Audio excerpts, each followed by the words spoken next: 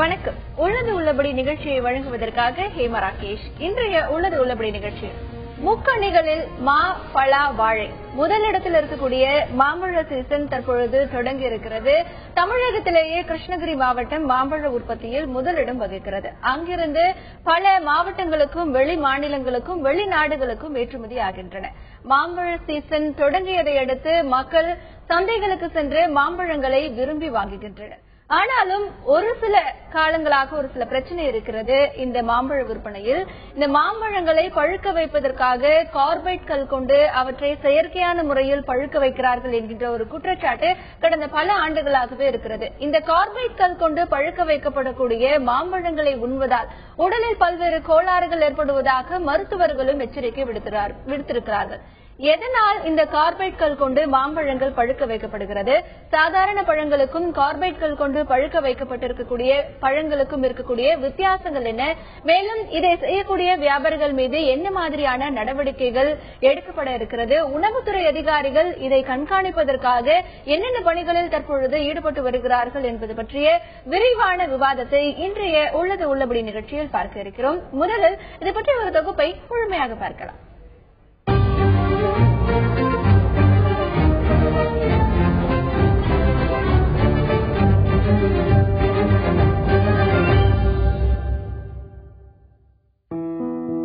தருமபுரி மற்றும் கிருஷ்ணகிரி மாவட்டத்தில் தோட்டப்பன பயிர்களில் அதிக அளவில் மாம்பழங்கள் சாகுபடி செய்யப்படுகிறது. தருமபுரி மாவட்டத்தில் 16,000 ஹெக்டேரும், கிருஷ்ணகிரி மாவட்டத்தில் 40,000 ஹெக்டேரிலும் மா சாகுபடி செய்யப்படுகிறது. மாம்பழங்களில் மல்கோவா, செந்துரை, பங்கனப்பள்ளி, நீலம், ஒட்டு உள்ளிட்டவற்றை பலரும் அதிகம் விரும்பி சாப்பிடுகின்றனர். இந்த நிலையில் சந்தைகளுக்கு மாங்காய் வரத்து அதிகரித்துள்ள நிலையில் அவற்றை உடனே விற்பனை செய்வதற்காக கார்பைட் கல் வைத்து செயற்கையாக மாம்பழங்கள் பழுக்க வைக்கப்படுகின்றன என்று கூறப்படுகிறது. கார்பைட் கல் வைத்து பழுக்க வைக்கப்படும் மாம்பழங்கள் பார்ப்பதற்கு அழகாக இருந்தாலும் அவை உடல் நலனுக்கு தீங்கு விளைவிக்க கூடியவை என்று மருத்துவர்கள் எச்சரிக்கின்றனர். மேலும் கார்பைட் வைத்து பழுக்க வைக்கப்படும் மாம்பழங்களை உட்கொள்வதால் வயிறு சம்பந்தமான கோளாறுகள் மற்றும் நரம்பு சம்பந்தமான பிரச்சனைகள் வரக்கூடிய வாய்ப்புகள் அதிகம் உள்ளது. இதனால் சந்தைகளில் உணவுத்துறை அதிகாரிகள் குறிப்பிட்ட இடைவெளியில் ஆய்வு நடத்தி ரசாயனம் வைத்து பழுக்க வைக்கப்பட்ட மாம்பழங்களை பறிமுதல் செய்ய வேண்டும். வியாபார நோக்கத்திற்காக இந்த செயல்களில் ஈடுபடும் வியாபாரிகள் மீது தக்க நடவடிக்கை எடுக்க வேண்டும் என்பதே பொதுமக்களின் கோரிக்கை. மாம்பழங்களை செயற்கையாக ரசாயன கல் வைத்து பழுக்க வைக்கிறார்கள் என்கின்ற ஒரு குற்றச்சாட்டு எழுந்திருக்கின்ற நிலையில் பொதுமக்கள் எந்த அளவிற்கு விழிப்புணர்வுடன் இருக்க வேண்டும்?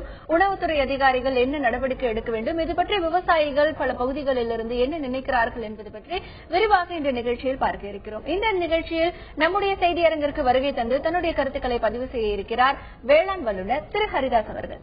அவரை இந்த நிகழ்ச்சிக்கு வரவேற்கிறோம். வணக்கம் திரு ஹரிதாஸ். இப்போ மாம்பழ சீசன் எல்லாமே தொடங்கிடுச்சு. மக்கள் தங்களுக்கு பிடித்தமான மாம்பழங்களை வாங்கிட்டு போறாங்க. இப்போ இந்த மாம்பழங்களை செயற்கை முறையில பழுக்க வைக்கிறாங்க அப்படிங்கிற குற்றச்சாட்டு நிறைய நாட்களாகவே இருக்கிறது. இப்போ கார்பைட் கல் வைத்து பழுக்க வைத்திருக்கக்கூடிய மாம்பழங்கள் மற்றும் சாதாரண மாம்பழங்கள் இந்த இரண்டிற்கும் இருக்கக்கூடிய வித்தியாசங்கள் என்ன? அதை எப்படி ஐடென்டிஃபை பண்றது? ஒரு பழம் முதிர்ச்சி அடைந்ததுன்னா அதனுடைய கிரைன்ஸ் பார்த்தா தெரியும். இப்ப எந்த பழமுமே முழுக்க முதிர்ச்சி அடைந்ததுன்னா அதனுடைய தோல் இருக்கு பாத்தீங்களா, அது முதுமையை அடைந்து விடும். இப்ப மனுஷனுக்கே எடுத்துக்கீங்களேன், முதிர்ச்சி அடைஞ்சா நம்ம தோல் என்ன ஆகும், அந்த சுருக்கமா மேல வந்துருது இல்லைங்களா. அதே மாதிரி மாம்பழம் முழுக்க நன்றாக முதிர்ந்த கனி என்றால் அந்த தோலினுடைய கடினத்தன்மையும் அதுல உள்ள கிரைன்ஸ் நீங்க பார்த்தா தெரியும். கிரைன்ஸ் சொல்லுவாங்க, புள்ளி புள்ளியா இருக்கும். வாழைப்பழத்திலையும் தெரியும், எல்லா பழத்திலையும் தெரியும். ஆனா கன்சியூமருக்கு இந்த அவேர்னஸ் எல்லாம் கிடையாது. அவங்க கலரா இருந்தா போதும், மேல கலரா இருந்தா பழுத்துருச்சு அப்படின்னு நினைப்பாங்க. அதனால இந்த முதல்ல இதை பார்த்த உடனே அதை தெரிந்து கொள்கிற பக்குவம், முதல்ல கண்ணில் பார்த்த உடனே கண்டுபிடிக்கிறது, கிரைன்ஸ் வச்சு கண்டுபிடிக்கலாம். ரெண்டாவது கல்லு வச்சு இப்ப அந்த மாதிரி செயற்கையா பழுக்க வைக்கிறது பிஞ்சிலேயே அதை பழுக்க வைத்ததுனால அதனுடைய தோல் தன்மை எல்லாம் புள்ளிகள் வர ஆரம்பிச்சிடும். கொஞ்ச நாள்லயே அது லேசா கரும்புள்ளிகள் எல்லாம் மேல தெரிய ஆரம்பிக்கும். இதை வைத்தும் அறிந்து கொள்ளலாம். மூன்றாவது சாப்பிட்ட பிறகு தெரியும். ஒரு பீஸ் வாங்கிட்டு போடுவாங்க வீட்டுக்கு, ஒரு பீஸ் வைக்கும் போதுதான் தெரியும் இது முழுக்க பழுக்கலையே, சவச்சவன்னு இருக்கு. நல்ல பழுத்த பழம் அரோமா வரும். நீங்க மோந்து பாத்தீங்கன்னா அதனுடைய அரோமா இயல்பாகவே இருக்கும். ஒவ்வொரு மாம்பழத்தை வகைக்கும் ஒரு அரோமா இருக்கும். இப்ப இமாம் பசந்த்னு ஒரு புதிய ரகம் இப்ப சந்தையில பாத்தீங்கன்னா இப்ப நான்லாம் வந்து ஒரு ஏற்றுமதியாளராக இருக்கிறதுனால அந்த மாதிரி அரோமா ரகங்களை கையில் எடுப்பேன். அது பாத்தீங்கன்னா இந்த ஒரு அறையில வச்சீங்கன்னா அறை முழுக்க நல்ல பழுத்த பழமா இருந்தா அந்த வாசனை இருக்கும். பழுக்காத கல் வச்சு பழுத்த பழத்துல அந்த வாசனை வந்து வெளியில வராது. இப்படி அந்த அனுபவஸ்தர்கள் தான் அதை முழுக்க நீங்க சொல்ற மாதிரி பார்த்த உடனே கண்டுபிடிக்க முடியுமே ஒழிய ஒரு சாதாரண உபயோகிப்பாளர் சாதாரணமா கடைக்கு போய் வாங்குறவரால இதை ஐடென்டிஃபை பண்ண முடியாது என்பதனாலதான் வியாபாரிகள் வந்து அதிக லாபத்திற்கு ஆசைப்பட்டு இந்த வணியை செய்றாங்க. இந்த வேலையை விவசாயிகள் செய்வதில்லை. நல்லா குறிப்பா கவனிச்சுக்கணும். எந்த விவசாயியும் இந்த வேலையை செய்யல. முழுக்க லாபம் சம்பாதிக்கிற நோக்கில் உள்ள வியாபாரிகள் தான் இதை செய்யறாங்க. அவங்களுக்கு வந்து ஏர்லியா பழம் வந்தா லாபம் கிடைக்கும். இப்ப மார்க்கெட்ல மார்ச் மாதம் தான் அல்போன்சா மார்ச் இறுதியில தான் வரத்துவாங்க அப்படின்னா அதை பிப்ரவரி எண்ட்லயே கொண்டு வந்துட்டா ஃபர்ஸ்ட் கொண்டு வர்றவங்களுக்கு லாபம் கிடைக்கும் பாருங்களேன். அப்ப அவங்க என்ன பண்ணுவாங்கன்னா ஒரு 60% மரத்துல பழுத்த மாதிரி இருக்கிறதே கொண்டு வந்து கல் வச்சு பழுத்து வித்து முதல்ல பணத்தை சம்பாதிக்க ஆரம்பிச்சிருவாங்க. இதெல்லாம் வந்து வணிக நோக்கோடு இருக்கிற ஒரு செயலாக பார்க்கும் பொழுது வணிகத்திற்காக எதை வேண்டுமானாலும் செய்யலாம் என்கிற நிலை இருக்கிறதுனாலதான் இதெல்லாம் இப்ப நடந்துட்டு இருக்கு. ஆனா ஒரு கன்சியூமர் வந்து இதை புரிந்து கொள்ள வேண்டும். அது இல்லைன்னா அவர் வந்து இதுல போய் சிக்கிக் கொள்வார். ரெண்டாவது இதுல இருக்க உடல்நல கேடு வந்து எக்கச்சக்கம். இதை நீங்க சாப்பிட்ட பிறகுதான் தெரியும் உங்களுக்கு எத்தனை உடல்நலை கேடு வருகிறது என்று. இதை வந்து இந்த விழிப்புணர்வு பிரச்சாரத்தை வந்து நேரடியாக வந்து மக்களிடம் கொண்டு போய் சேர்க்கிற பணியை வந்து நாம் எடுத்துக்கொண்டு செய்ய வேண்டும். இது மாம்பழத்துக்குன்னு இல்லை, எல்லா பழத்துக்குமே இருக்கும். இப்ப வாழைத்தார் பாத்தீங்கன்னா மார்க்கெட்ல அப்படி பச்சையா இருக்கும். நீங்க போய் ஒரு தார் கல்யாணத்துக்கு வேணும் 2 தார் வேணும் கேட்டீங்கன்னா பச்சையா இருக்கு. என்னங்க இதை பழுக்கவே இல்லைன்னா இல்ல நீங்க போயிட்டு 1 மணி நேரத்துல வாங்க உங்களுக்கு பழுத்து இருக்கும்னு சொல்லுவாங்க. அப்ப 1 மணி நேரத்துல எப்படி பழுக்க வைப்பாங்க? ஒரு கெமிக்கல் நிறைந்த ஒரு அண்டாவில் அதை முக்கி எடுத்து அதை எடுத்து வைக்கும்போது ட்ரை ஆகும் பொழுது லேசா பழுக்க ஆரம்பிச்சோம். இது எல்லா பழத்துக்குமே பொருந்துகிறது. இந்த முழுமையான விழிப்புணர்வை வந்து நாம் இன்றைக்கு கொடுக்க வேண்டிய கட்டாயத்தில் இருக்கிறோம். தொடர்ந்து பேசலாம் திரு ஹரிதாஸ். இந்த விஷயத்தை பொறுத்தவரை மாம்பழங்களை உற்பத்தி செய்யக்கூடிய எந்த ஒரு விவசாயியும் இந்த செயலில் ஈடுபடுவதில்லை. வியாபாரிகள் தான் இந்த கார்பேட்கள் வைத்து மாம்பழங்களை பழுக்க வைக்கக்கூடிய ஒரு சூழ்நிலையில் வியாபாரிகள் தற்பொழுது ஈடுபட்டு வருகிறார்கள் என்கின்ற ஒரு குற்றச்சாட்டு இருக்கிறது. மேலும் இந்த சாதாரண மாம்பழத்திற்கும் கார்பேட்கள் வைத்து பழுக்க வைத்த மாம்பழத்திற்கும் இருக்கக்கூடிய ஒரு மிகப்பெரிய வித்தியாசம் அதனுடைய நறுமணம். கார்பேட்கள் வைத்து பழுக்க வைக்கப்பட்ட மாம்பழங்களிலிருந்து நறுமணம் வருவதில்லை. அதுவே சாதாரணமாக இயற்கையாகவே பழுக்கக்கூடிய மாம்பழங்களில் நறுமணத்தை வைத்து அது இயற்கையான முறையில் பழுக்க வைக்கப்பட்டது என்கின்ற ஒரு விஷயத்தை நாம் தெரிந்து கொள்ளலாம். தொடர்ந்து இது பற்றி கிருஷ்ணகிரி பகுதியில் இருக்கக்கூடிய விவசாயிகள் என்ன கருத்துக்களை பதிவு செய்திருக்கிறார்கள் என்பது பற்றி கேட்கலாம். இந்த மாங்காய் வந்து விளைச்சல் வர்றதுக்கு முன்னே மாங்காய் பிஞ்சு அறுத்துறாங்க. அதனால வந்து மாங்காய் சீசன் வந்த பின்னாடி அறுத்தா நல்லா இருக்கும். மாங்காய் போன ஞாயிற்றுக்கிழமை வாங்கின்னு போனோம். அது பழுத்து மாதிரி இருக்கு, உள்ள அழுகி போன மாதிரி இருக்கு. பசங்களுக்கெல்லாம் ரொம்ப கஷ்டம், வாந்தி பேதி ஆகுது. அதனால சீசனா இருக்கிற போது அறுத்தா மாம்பழம் நல்லா இருக்கும். வட மாவட்டங்கள்ல எங்க தென் மாவட்டம் எல்லாத்துக்குமே வந்து இங்கிருந்து தான் பழம் ஏற்றுமதி ஆகிறது. இது வந்து வியாபாரிங்க வந்து பிஞ்சியாவே இருக்கும்போதே கொஞ்சம் காயெல்லாம் அறுத்து கொண்டு போய் கல்லால பழுக்க வச்சு அதை வந்து இது பண்றாங்க. தேவையில்லாத வேலையெல்லாம் செஞ்சு அது பழம் கெட்டு போகுது. இப்ப நல்லாவே வந்து இயற்கையா வந்து பழுக்கக்கூடிய பழம் வந்து ரொம்ப சுவையா இருக்கும். எந்த உடலுக்கு கேடு எந்த ஒரு பாதிப்பும் வராது. ஆனா தேவையில்லாம நம்ம வந்து பிஞ்சியை கொண்டு போய் அறுத்து கொண்டு போய் இப்பவே விளைச்சல் வராதுக்கு முன்னே மக்களுக்கு கொடுத்து அது வந்து கேடு பண்றாங்க.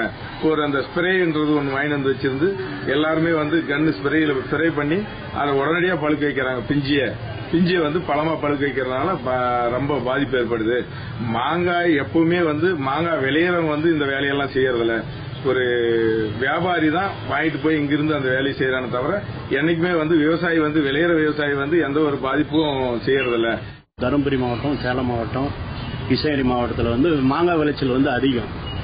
இந்த அதிக விளைச்சல்னால என்ன பண்றாங்கன்னா தருணத்துக்கு வராதுக்கு முன்னே வந்து மாங்காயை அறுத்து பழுக்க வச்சு அதை எப்படி பழுக்க வைக்கிறாங்கன்னா இந்த கல்லு வகை இந்த கேஸ் கல்லு, இந்த ஸ்ப்ரே மருந்து ஒன்று கண்டுபிடிச்சிங்க. ஸ்ப்ரே பக்கெட்ல போட்டு நனைச்சி மாங்காயை போட்டு பழுக்க வைக்கிறது. இந்த மாதிரிலாம் பழுக்க வச்சா ஜனங்களுக்கு வந்து உடம்பு கேடாகுது. அதனால வந்து தக்க நடவடிக்கை இந்த மாவட்டம் வந்து அதை கண்டுபிடிச்சி இந்த கல்லு வச்சு பழுக்க வைக்கிறவங்களையும் இந்த வியாபாரம் பண்றவங்களையும் தடுத்து நிறுத்தி ஏதாவது ஒரு வழி பண்ணணும். தமிழகத்தில் கிருஷ்ணகிரி, தர்மபுரி மற்றும் சேலம் ஆகிய மாவட்டங்களில் மாம்பழ உற்பத்தி அதிகமாகவே இருக்கிறது. மாம்பழங்கள் பிஞ்சிலேயே இருக்கும் பொழுது விவசாயிகளிடமிருந்து வாங்கி செல்லக்கூடிய வியாபாரிகள் அதை ரசாயனங்கள் வைத்து பழுக்க வைக்கக்கூடிய ஒரு நிலையில் இருக்கிறார்கள். இவர்கள் மீது நடவடிக்கை எடுக்க வேண்டும் என்கின்ற ஒரு கோரிக்கையும் இருக்கிறது. தொடர்ந்து இது பற்றி விவாதிக்கலாம். தற்பொழுது சந்தைகளில் கிடைக்கக்கூடிய மாம்பழங்களில் கார்பைட்கள் வைத்து பழுக்க வைக்கப்பட்ட மாம்பழங்கள் விற்பனைக்கு அதிகமாகவே வருகின்றன. அவற்றை வித்தியாசப்படுத்தி வாங்கக்கூடிய முறைகள் என்ன, மேலும் இதை விற்கும் வியாபாரிகள் மீது என்ன நடவடிக்கை எடுக்கப்பட்டு வருகிறது என்பது பற்றி விரிவாக பார்த்து வருகிறோம். திரு ஹரிதாஸ், இப்போ ஒவ்வொரு வருடமுமே நியூஸ் பேப்பர்ல பார்க்கக்கூடிய ஒரு செய்தி, கார்பைட்கள் வைத்து பழுக்கப்பட்ட மாம்பழங்கள் 1 டன் பறிமுதல் பண்ணியிருக்காங்க அப்படின்னு. இப்போ இப்படி விற்பனை செய்யக்கூடிய வியாபாரிகள் மீது என்ன மாதிரியான நடவடிக்கைகளை எடுக்க முடியும்? என்னென்ன வழக்குகள் அவர்கள் மீது பதிவு செய்யும்? இது தொடர்ந்து பத்திரிகைகள்ல பாத்தீங்கன்னா உங்களுக்கு செய்தி வரும், ஒரு அதிகாரிகள் பறிமுதல் செய்தாங்க அப்படின்றதோட நிக்குமே ஒழிய மிக கடுமையான தண்டனைகளோ அவங்களுக்கு வேற எதுவும் வழங்குற மாதிரி தெரியல. அன்றைக்கு ஒரு நாள் அது வருகிறது, அந்த இடத்து கொண்டு போய் அழிச்சிருவாங்க அப்படின்றது மட்டும்தான் தெரிகிறது. இதற்கென்று இந்த உணவு கலப்பட சட்டத்தின் பிரகாரம் மிக கடுமையான தண்டனை எடுத்தால் மட்டும்தான் முடியும். இன்றைய நிலையில பாத்தீங்கன்னா இந்த உணவே முழுக்க கலப்படம் ஆகிய ஒரு நிலை தான். மாம்பழம் இல்ல, எல்லா விதமான உணவுப் பொருட்களையும் கலப்படம் இருந்தாலும் இதற்கென்று கடுமையான நடவடிக்கையோ கடுமையான சட்டங்களோ இயற்றப்பட்டு அவர்களுக்கு ஜெயில் தண்டனை அளிக்கிற வரைக்குமா தெரியல எனக்கு. அது வருது, அப்படியே என்ன நடக்குதுன்னு தெரிய மாட்டேங்குது. ரொம்ப கடுமையான தண்டனை விதித்தால் மட்டும்தான் இது குறையும். ஏன்னா உணவில் கலப்படம் செய்வது என்பது ஒரு மாபெரும் பழிச்செயல். அது நம்மளுடைய ஆயுளை குறைக்கக்கூடிய, நோயை உருவாக்கக்கூடிய ஒரு விஷயம். அதனால இந்த சட்டத்தை மிக கடுமையா, இப்ப இருக்கிற சட்டம் ரொம்ப ஈஸியா இருக்கு, ஈஸியா வெளியில வந்துடுறாங்க, அது ஒன்னும் நடக்கிற மாதிரி தெரியல.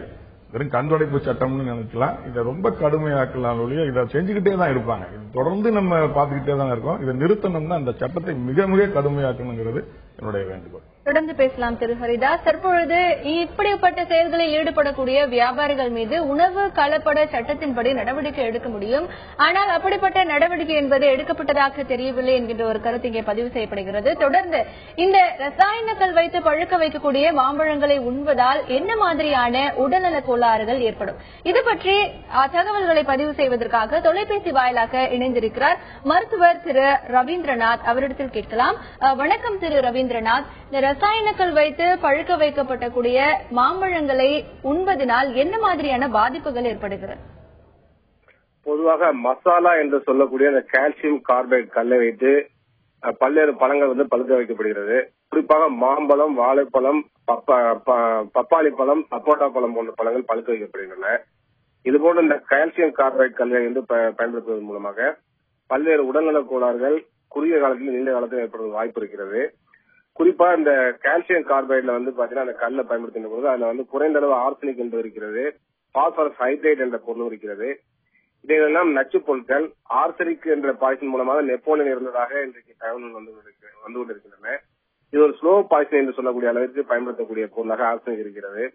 இந்த ஆர்சனிக் நீண்ட காலமாக பயன்படுத்தினால் நிச்சயமாக அது பல்வேறு உறுப்புகளை பாதிக்கும். அதுவே புற்றுநோயை உருவாக்கக்கூடிய தன்மையும் உள்ள பொருளா இருக்கிறது. அதுபோல கால்சியம் கார்பைடே ஒரு கார்சினோஜன் சொல்லக்கூடிய வகையிலே அது புற்றுநோயை உருவாக்கக்கூடிய பொருளா இருக்கிறது. எனவே நீண்ட காலம் இது போன்ற கால்சியம் கார்பைடை வைத்து பழுக்க வைத்த பழங்களை சாப்பிடும் போது புற்றுநோய் ஏற்படுவது வாய்ப்பு இருக்கிறது. உடனடியாக இந்த கால்சியம் கார்பைடை வைத்து பழுக்க வைத்த பழங்களை சாப்பிடுகின்ற பொழுது வாந்தி, வயிற்றுப்போக்கு ஏற்படும். அதே போல தொண்டையிலும் நெஞ்சு குழிகள் என்று சொல்லக்கூடிய வயிற்றின் மேற்பகுதியிலும் எரிச்சல் ஏற்படும், மூச்சு திணறல் ஏற்படும். அதே போல பாத்தீங்கன்னா கண்கள்ல எரிச்சல் வரலாம். மிக அதிகமாக கால்சியம் கார்பைட் கலந்திருந்தால் கண்கள் நிரந்தரமாக பாதிக்கப்படுவது வாய்ப்பு இருக்கிறது. அதே போலவே இந்த கால்சியம் கார்பைட் பழுக்க வைக்கின்ற பொழுது அசிட்டிலின் கேஸ் என்ற கேஸும் வெளிப்படுகிறது. இது நம்ம உடலில் பல்வேறு விளைவுகளை ஏற்படுத்தும். குறிப்பா பாத்தீங்கன்னா இது ஹைபாக்சி என்று சொல்லக்கூடிய நம்ம உடலுக்கு தேவையான ஆக்சிஜனை போதுமான அளவுக்கு பெற முடியாத நிலையை உருவாக்கி அதன் மூலமாக பல்வேறு விளைவுகளை உருவாக்கும். குறிப்பாக அதிகமான தூக்கம், மனச்சோர்வு, மன உளைச்சல், அது பிறகு பாத்தீங்கன்னா செரிப்ரல் எடிமான்னு சொல்லக்கூடிய மூளை வீக்கம் போன்ற பல்வேறு விஷயங்களை இந்த கார்பைட் கல்லினால் பழுக்க வைத்த பழங்கள் ஏற்படுத்தும். எனவே இது குறித்த விழிப்புணர்வை மக்கள் மத்தியில் ஏற்படுத்த வேண்டிய அவசியம் இருக்கிறது. இதை ஏற்கனவே இந்த கல்லின் மூலமாக பழங்களை பழுக்க வைக்கக்கூடாது தடை விதித்தாலும் கூட பல்வேறு வியாபாரிகள், பெரிய வியாபாரிகள் செய்கிறார்கள். இதை தடுப்பதற்கு கடுமையான சட்டம் வேண்டும் என்றாலும் கூட போதிய விழிப்புணர்வு வேண்டும். அரசாங்கமே மாற்று யோசனைகளை வைக்க வேண்டும். குறிப்பாக அரசாங்கமே நேரடியாக விவசாயிகளிடமிருந்து, அதாவது இந்த பழங்களை விளைவிக்கக்கூடிய விவசாயிகளிடமிருந்து பழங்களை கொள்முதல் செய்து அதை விற்பனை செய்வதன் மூலமாகவும், அதே போல இந்த பழங்களை பயன்படுத்தி பலரசம் செய்வதன் மூலமாக இது போன்று இடைத்தரகர்கள் செய்யக்கூடிய இந்த மோசடியான போக்குகளை நாம் தடுக்க முடியும். உணவில் இந்த மாதிரி மோசமான கலப்படம் கலப்பதை நம்ம தடுக்க முடியும். திரு ரவீந்திரநாத், உங்களுடைய தகவல்களை பதிவு செய்ததற்கு நன்றி. இந்த ரசாயனங்கள் வைத்து பழுக்க வைக்கப்பட்ட மாம்பழங்களை உன்றால் என்ன மாதிரியான நோய்கள் வரும் என்கின்ற ஒரு பட்டியலை முன்வைத்திருக்கிறார் மருத்துவர் திரு ரவீந்திரநாத். மேலும் உடல் சம்பந்தமான பல்வேறு விதமான கோளாறுகள், புற்றுநோய் வருவதற்கான வாய்ப்புகள் கூட அதிகமாகவே இருக்கின்றன என்கின்ற ஒரு தகவலையும் பதிவு செய்திருக்கிறார். இதற்கு பொதுமக்களிடம் இருக்கக்கூடிய விழிப்புணர்வு என்ன, மேலும் இயற்கையாகவே மாம்பழங்களை பழுக்க வைக்கக்கூடிய தொழில்நுட்பங்களும் இருக்கிறது. இது பற்றி விரிவாக பேசலாம்.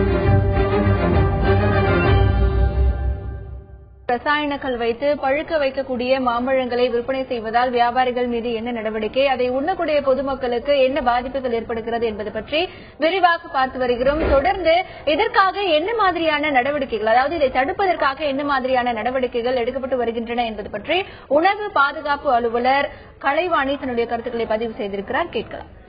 மாம்பழத்தை பொறுத்த வரைக்கும் என்னன்னா சீக்கிரமா பழுக்க வைக்கிறாங்க. அதுக்கு கார்பைட் கல்லெல்லாம் யூஸ் பண்ணி பழுக்க வச்சு எல்லாம் பண்ணிட்டு இருக்காங்க. பட் இது வரைக்கும் நான் கிருஷ்ணகிரி டிஸ்ட்ரிக்ட்ல மானிட்டர் பண்ணிட்டு தான் இருக்கேன்.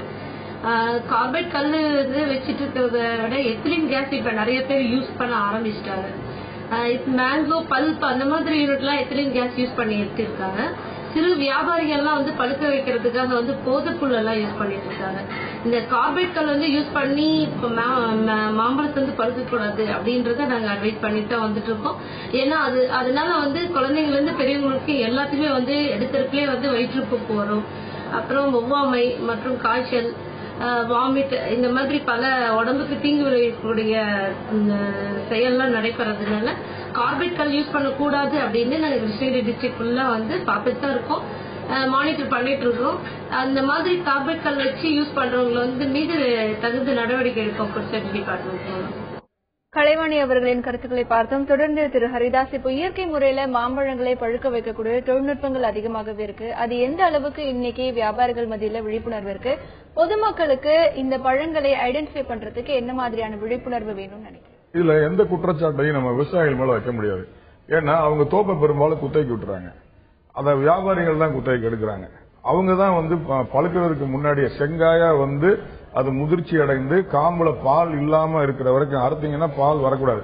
அந்த மாதிரி இருக்கும்போது ஆர்வஸ் பண்ணாம வியாபாரிகள் முன்கூட்டியே ஆசைப்பட்டு கொண்டு அவங்க தான் இந்த நடவடிக்கைகளில் ஈடுபடுறாங்க என்பதால அவங்க இதை முதல்ல திருந்தணும். நம்ம மக்களுக்கு ஒரு நல்ல பொருளை கொடுக்கணும், நம்ம கடையில வாங்குறவங்க நம்மளை வாழ்த்தணும்னு ஒரு வியாபாரியா அதை மாத்திக்கலாம் ஒழிய இதை யாராலையும் இப்ப செய்ய முடியாது. என்னதான் இப்ப உணவு பாதுகாப்பு சட்டம் எல்லாம் போட்டு இதை நம்ம திரும்ப எஃப்எஸ்எஸ்ஐல எல்லாத்திலையும் குற்றச்சாட்டுகளை பதிவு செய்தாலும் சட்டமும் கடுமையாக இல்லாததுனால அவங்களும் இதை செய்துகிட்டே இருக்காங்க. அப்ப சட்டத்தையும் கடுமையாக்கணும். ஒண்ணு அவங்களா திருந்தணும், இல்ல சட்டத்தை கடுமையாக்கி திருத்தணும். இது ரெண்டும் இப்படித்தான் இருப்பாங்கன்னா நாம தான் திருந்திக்கணும். அப்ப கன்சியூமர் ஆகிய நான் ஒரு கடைக்கு போகும்பொழுது அது உண்மையாகவே இயற்கையாக விளைந்த பழமா, அது முதிர்ச்சி அடைந்ததாங்கிற விழிப்புணர்வோடு நான் அதை பார்க்க வேண்டிய கட்டாயத்தில் இருக்கிறேன். இல்லைன்னா எனக்கு நோய் வருகிறது, ஒவ்வொன்றும் இந்த பிரச்சனைகள் எல்லாம் வருகிறது.